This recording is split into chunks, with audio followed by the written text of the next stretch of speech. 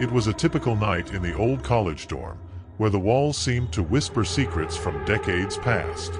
The student, whom we will call Lucas, was used to the peculiar atmosphere of the place. The lights flickered from time to time, as if to remind everyone that there was more than just students there, but a history full of mysteries. The dorm had a strange look, as if the house had eyes, always watching, always waiting. Lucas, a curious young man, had a keen instinct. He always felt a chill running down his spine as he walked through the halls, especially when night fell and darkness settled in like a heavy blanket. That particular night, he decided he wasn't going to let fear get the better of him. He got up from his bed, where he had been studying, and decided to explore a little. After all, curiosity could be more powerful than fear. As soon as he walked down the stairs, the wooden floor creaked beneath his feet, making his heart race. Every step was a solemn echo in the silence of the night. The air was thick, almost as if there was something there, something he couldn't see. He paused for a moment and looked around. The shadows on the walls seemed to dance in the dim light of the hanging lamps. Then, as he turned the stairs, near the worn banister, Lucas saw something that made his heart stop. There was an older man with shaggy white hair sitting on one of the steps. The man's gaze was distant, lost in some deep thought, and his skin was so pale it almost reflected the light. He looked as out of place as a shadow on a sunny day. Lucas hesitated. What is he doing here, he thought. The man didn't seem to have noticed Lucas' presence, but something in the atmosphere had changed. The silence had grown deeper and the temperature seemed to have dropped. Lucas, trying to gather his courage, asked, "Sir, are you okay?" His voice seemed to echo in the void. The man slowly turned his head, and his deep blue eyes locked on Lucas. It was a look that seemed to cut through time, that spoke of secrets kept and sorrows forgotten. "Ah, young man," the man said, his voice hoarse and slurred, as if he were speaking through fog. "I am always here, watching." At that moment, Lucas felt a surge of anxiety. "Watching? What do you mean by that?" The old man smiled, but it wasn't a friendly smile. It was an expression filled with mystery and something else, perhaps a deep sadness. "This place has stories, boy," the man began, his voice now clearer. "Stories you cannot imagine. The former residents of this dormitory, they never really left. Their souls are believed to be trapped here, like shadows that cannot leave this world. I am only a guardian, a watcher." The tension in the air intensified. Lucas felt his heart pounding in his ears. "Guardian? What do you mean?" He was more intrigued than scared, but a chill ran down his spine. "I help those left behind. The souls who wander around looking for something they've lost," the man explained, gesturing with his hands. "Some of them want to communicate. Others, they just want to be seen." He looked around, as if searching for something in the shadows. "But there is a danger, boy. Not all souls are friendly. Some are vengeful." Lucas felt a chill. "Are you saying there are ghosts here?" The idea seemed absurd and fascinating at the same time. The old man nodded slowly, his eyes shining in the dim light. "Yes, and you've already felt their presence. That feeling of being watched, like someone is paying attention to you. That's real. But now, more than ever, we need your help." "My help?" Lucas was confused, his mind filled with questions. "How can I help? I'm just a student." "You are more than that, young one. You have the ability to see further than most can. Often, trapped souls need a way to express themselves, and you are the bridge. But beware, for some of them do not wish to be set free." At that moment, the sound of heavy footsteps echoed through the hallway. Lucas turned quickly, his eyes wide. What was going on? The older man looked at Lucas with a serious expression. "Go. You must leave before it is too late." But Lucas hesitated, curiosity holding him back. He wanted to understand more, to discover the stories those walls had to tell. "Wait. What do you mean by too late? The old man slowly stood up, his figure almost floating. It is not safe here. They should not find you. Remember, curiosity is a double-edged sword. Now go away. With one last deep, sad look, the man disappeared into the shadows, like smoke dissipating in the wind. Lucas was paralyzed for a moment, but then he remembered the approaching footsteps. He took a step back and, on impulse, ran back to his room. With his heart pounding in his chest, he locked himself in and sat on the bed, panting. What had just happened? He felt like he was about to enter a world he had never imagined, a world of untold stories and dark secrets. But that night, as the noises continued, Lucas couldn't ignore the feeling that something was about to happen. He began to hear whispers coming from the hallway, low voices that seemed to call out to him, begging for help. Was it possible that he really was the only hope for those lost souls? What would he do? Would he ignore the voices, close his eyes, and try to forget what he saw? Or would he face his fear and walk down those stairs again, willing to find out what was really at stake? The decision was in his hands, and as darkness enveloped the bedroom, he felt he couldn't simply ignore the call. After all, who knows what mysteries were waiting to be unraveled and what stories were about to be revealed? With his heart pounding and his mind filled with questions, Lucas decided the only way to understand was to face the unknown. Then, he took a deep breath, got out of bed, and prepared with determination to go back downstairs. As he opened the door, the cold of the night enveloped him like a hug. He knew he had to be brave. Footsteps echoed again, but now he wouldn't let himself be carried away by fear. With each step he took towards the hallway, he felt like he was about to dive into an adventure that would change his life forever. And so, Lucas began to descend the stairs once more, prepared to discover the truths hidden in the shadows of the old bedroom, unaware that this was only the beginning of his journey. What would he find down there? What did those souls want from him? I was about to discover that the line between the real and the supernatural is thinner than anyone imagines. I hope you liked the story, because the second story is even more chilling. Just don't forget to see if you're already subscribed to the channel so you don't miss any terrifying stories. It was an ordinary afternoon in the small town of Elderville, where everyone knew everyone else and the streets were quiet and familiar. The sun was beginning to sink below the horizon, turning the sky orange and purple as Lucas, a high school senior, walked home after a day of classes. He was with his friends, Carla and Daniel, laughing and talking about what they were going to do over the weekend. But there was something in the air, something that made Lucas feel a chill on the back of his neck, like a shadow was approaching. "Look, the sun is beautiful today," Carla exclaimed, pointing at the sky. "Yeah, but did you feel that wind?" Lucas asked, looking around. "It seems to be colder than it should be." Daniel let out a nervous laugh. "You and your paranoia. It's just the climate change." As they continued, a dark car appeared out of nowhere, stopped at the end of the street. Lucas frowned. The car looked brand new, shiny in the twilight, but there was something eerie about its presence. He glanced at his friends, but they were distracted talking about a new horror movie they had seen. Suddenly, the car started to move. Lucas froze, his heart racing. That car started to follow them, keeping its distance, but always present, like a shadow. Lucas tried to ignore it, thinking it might be a normal driver, but the way the car moved was unsettling. Every time they picked up their pace, the car sped up too. "Did you see that car?" Lucas asked, his voice shaking slightly. Carla looked back and her eyes widened. "It's following us. Come on, walk faster," Daniel said, pulling his friends along. The trio started to run, but the car didn't give up.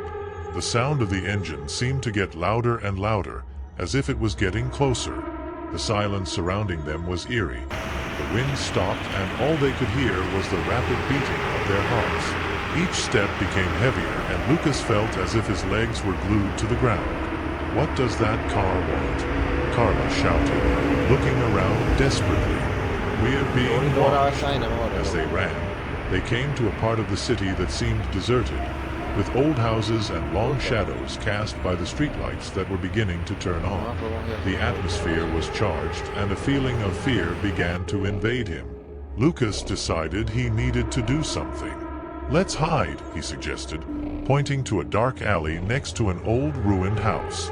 The friends hesitated, but soon agreed. They ducked into the alley, panting and terrified.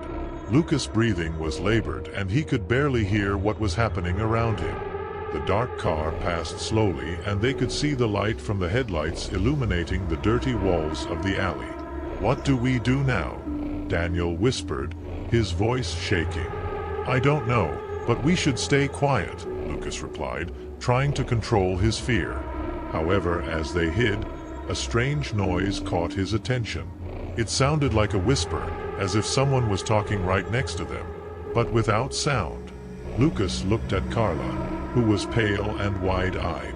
He turned around and saw a shadow moving at the end of the alley.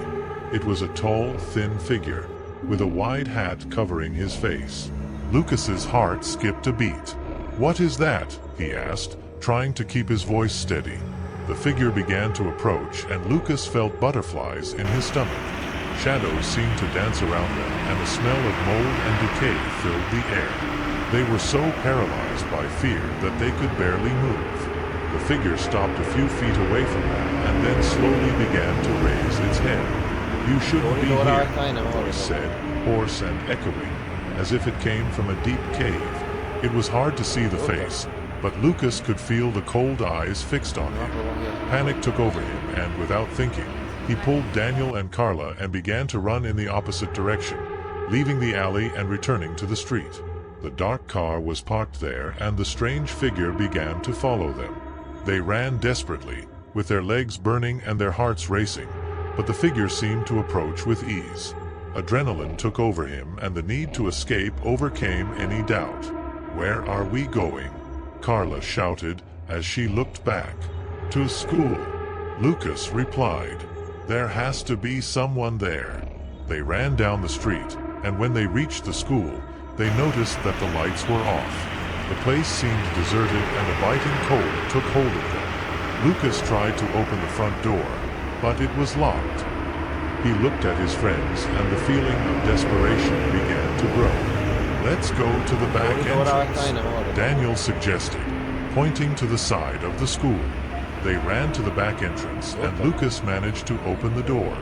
As soon as they entered, the sound of their footsteps echoed in the empty hallway. There the shadows seemed longer, and the silence was deafening. But they couldn't stop now. Fear pushed them forward. "What if the figure is here?" Carla asked, looking nervously around. "We need to find a safe place," Lucas shouted, his voice reverberating. They ran through the dark hallways, passing empty classrooms. The windows were closed, and the darkness seemed to swallow everything around them. Lucas led his friends into the library, where tall bookshelves lined the walls. The place smelled of old paper and mystery. They hid behind a bookshelf, panting and with their hearts racing. "Can we escape?" Daniel whispered, looking around.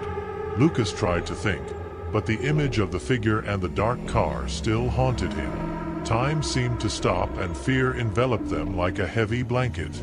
The silence was interrupted by a noise, the sound of slow footsteps approaching. "He's coming," Carla whispered, her face pale. Lucas put his hand over Carla's mouth, asking for silence. The footsteps came closer, and their hearts seemed like a drum beating in unison. The sound resonated more and more, and Lucas felt like he could faint at any moment. Suddenly, the library door slowly creaked open. Lucas held his breath when a dark silhouette appeared at the entrance. But to his surprise, it wasn't the figure. It was one of the teachers, Mr. Almeida, who had stayed to grade exams. "What are you doing here?" he asked, surprised. Lucas sighed in relief, but fear still hung in the air. He quickly explained about the car and the figure. The teacher looked at them with concern. "Don't worry, we're going to get out of here." She led them to the front door, but as soon as they got out, they noticed the dark car was still there. stopped, waiting. Mr. Almeida put on a serious expression. "We need to get somewhere safe and fast." They ran with the teacher to the parking lot, where the car was. To their surprise, the car didn't move. The teacher quickly called the police, while Lucas and his friends kept their distance. After a few minutes that seemed like hours, sirens were heard in the distance. The dark car started up and began to drive away, but the tall, shadowy figure was still there, watching from afar, like a keeper of dark secrets. "What was that?" Lucas asked, his voice shaking. Mr. Almeida looked serious. "I don't know, but something was definitely wrong. We need to stay together and be alert." So when the police arrived and the lights went on, Lucas realized that the feeling of insecurity still hung in the air. Whatever that figure was and whatever it wanted from the group, it was far from a normal story. And as they drove away from the school, Lucas couldn't help but feel that the danger wasn't over yet. But one thing was certain: Elderville would never feel the same again, and the heaviness in the air would continue to haunt them, a reminder that not everything that seems normal is actually safe. I hope you liked the story, because the third story is even more chilling. Just don't forget to see if you're already subscribed to the channel so you don't miss any terrifying stories. I hope you liked the story. It was a normal night. The campus was quiet, with only a few distant footsteps echoing through the halls. The student had spent the day between classes, work, and the rush that college life brings. All he wanted now was to relax, lie down in bed, and let his head go blank for a few minutes. The hallways of the dorm were cold and dark, lit by dim lamps, which flickered from time to time, as if they were burning. The sound of his footsteps on the floor echoed in a strange way, making him feel like he was being followed, even though he knows that. He finally reached his dorm door. It was a safe place, a personal sanctuary where he could disconnect from the outside world. He reached his pocket for the key. He was tired, and even the simple act of opening the door felt like a monumental effort at the moment. The key turned in the lock with a soft click, and he pushed the door open. The first thing he noticed was the heavy silence. Something was different. It was as if the room was waiting for him, in a way that made him hesitate a moment before entering. When he opened the door fully, his heart skipped a beat. There, in the middle of the room, still as a statue. He was not the roommate, not someone the student knew. He was just a stranger, motionless, making no sound. The man had his back turned, his head slightly bent forward, as if he were examining the floor. The soft light of the lamp illuminated his wrinkled clothes, as if he had spent hours, if not days, wearing the same things. There was no sign of pressure or emotion on his body, just a calm presence. The student stood frozen in the doorway, unable to process what he was selling. It was as if time had stopped for a moment. He felt a chill run down his spine, the kind of feeling you get when something just isn't right. The stranger makes no sound, doesn't even breathe. He was just there, standing, as if he was waiting for something or someone. The student's mind began to race. Did I go into the wrong room? But no, that was your room. Your stuff was there, the same mess as always. The only thing out of place was that man. Not knowing what to do, he cleared his throat, trying to break the suffocating silence. The sound seemed to echo strangely in the room, as if the walls were colliding rapidly. Excuse me," he finally managed to say, his voice coming out weaker than he expected. The man moved slowly, as if he had just realized he was not alone. He only turned his head enough for the student to see half of his face. The man's eyes seemed empty, as if they were there, but his mind. "I'm sorry," the man muttered, his voice so low it was barely audible. "I think I went into the wrong room." But he didn't seem to be in a hurry to leave, nor was he looking at the door like someone who has made a mistake and wants to run away. The student felt a tightness in his chest. Something was definitely wrong. He tried to reason. Maybe the guy was tired, maybe he went to the wrong room. But why was he so quiet? And why didn't he leave soon? Trying not to look scared, The student took a step back, moving closer to the door, his only escape route. "It's okay," he said, trying to sound casual. "It happens." He didn't know why he responded like that. Maybe because fear clouded his mind, making it difficult to make logical decisions. "Are you looking for someone? I can help you find the right room." The man didn't respond right away. He just stood there, still, eyes blank, as if he was processing what the student had here. After a long, awkward moment, he slowly turned around and faced the student. His face looked worn, as if he hadn't slept in days. The deep circles under her eyes made it look like she was about to break down. But what bothered him most was the look in her eyes, that blank stare that didn't seem to focus on anything. I don't know," the man muttered. "I'm just here." Those words made the student feel his stomach turn. Right here? This makes no sense. What did he mean by that? The man just stood there, showing no intention of leaving or explaining why he was there. The student felt sweat beginning to run down his forehead, his hands shaking. He looked around, trying to find something he could use if he needed to defend himself. But nothing in the room seemed to be able to help him. The feeling of being trapped there, with this stranger, began to constrict his chest. The air felt heavier, as if the room was closing in around him. "Trying to remain calm," he said again, this time his voice a little firmer. "Do you want me to help you find your room? Is there someone you're looking for?" The man took a small step forward, almost imperceptible, but enough for the student to feel his panic grow. I don't remember," he said, his tone filled with confusion, as if he were talking to himself more than the student. "I was just here. Do I need to get out of here?" The student took another step back, feeling his back touch the door. He wanted to get out of there, close the door and act like none of this was happening. But something held him there, as if he was waiting for the man to do something. The silence between them was almost deafening, and the student's breathing began to grow shorter and shorter. The bedroom door was right behind him. He could just leave, get rid of this strange situation. But then, one last question came to mind, almost against his will. "How did you get here?" The man looked directly at him this time, his eyes looking deeper and emptier than ever. "I don't know." The answer was like a punch to the gut. Did he not know? How could someone just not know how they got to a place? Tell me which story made your hair stand on end? Tell me which one you liked the most?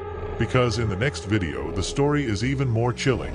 Just don't forget to see if you're already subscribed to the channel so you don't miss any terrifying stories.